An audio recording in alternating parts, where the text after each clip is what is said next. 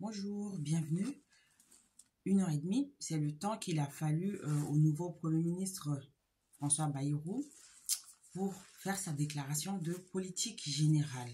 Comme annoncé dans la précédente vidéo, 8 points ont été abordés dans cette fameuse DPG. À titre de rappel, depuis ces jours, le Premier ministre il est en négociation avec les socialistes afin d'aboutir à un pacte de non-censure. C'est un accord de non-censure en échange de renégociation sur la réforme des retraites et de concessions budgétaires, d'accord? Et les 8 points abordés dans sa déclaration de politique générale vont être expliqués ici deux par deux pour une meilleure compréhension. Et donc, le premier point abordé par le Premier ministre, c'est la réforme des retraites. Et donc, il a affirmé sa volonté de faire face à l'urgence qui est la précarité budgétaire.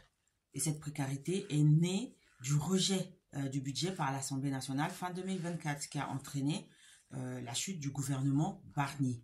D'accord? Et pour lui, il faut trouver des voies de passage. Et donc, la première urgence est de répondre à la question des retraites. Et donc, cette question, elle occupe le débat public. Et c'est de cette manière qu'il a annoncé une remise en chantier de la réforme des retraites. Donc, en clair, il faudra détricoter cette réforme ou carrément l'enterrer, voire la suspendre dans une moindre mesure.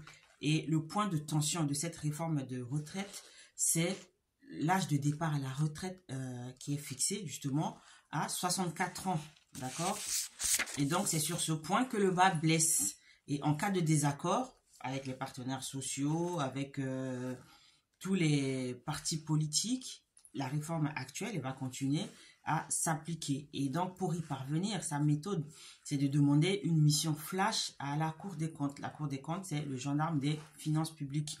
Et à la suite de cette mission flash, donc, qui va permettre d'obtenir des chiffres indiscutables sur la retraite, il a aussi annoncé la création d'une délégation permanente qui sera composée avec les partenaires sociaux. Ça, c'est le premier point, la remise en chantier de la réforme des retraites. Ensuite, le deuxième point abordé concerne les budgets de l'État.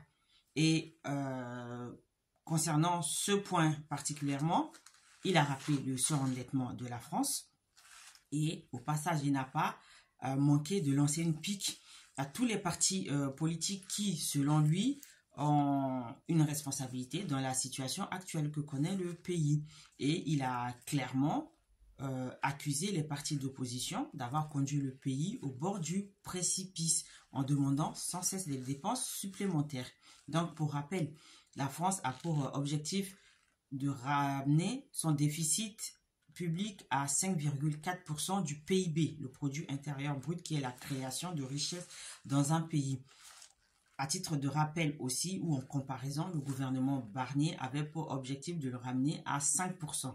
D'accord? Donc, il y a une petite différence quand même. Et la prévision de croissance a été abaissée à 0,9% pour être plus réaliste.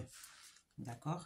Et par la suite, le Premier ministre a indiqué qu'il fallait repenser tous les budgets de l'État.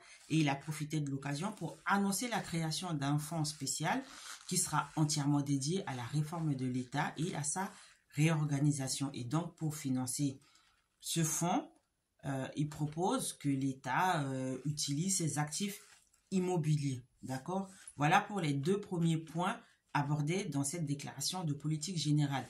La remise en chantier de la réforme des retraites et des budgets repensés et la création d'un fonds pour la réforme de l'État. Donc, je vous donne rendez-vous bientôt pour les autres points contenus dans cette déclaration de politique générale. À bientôt.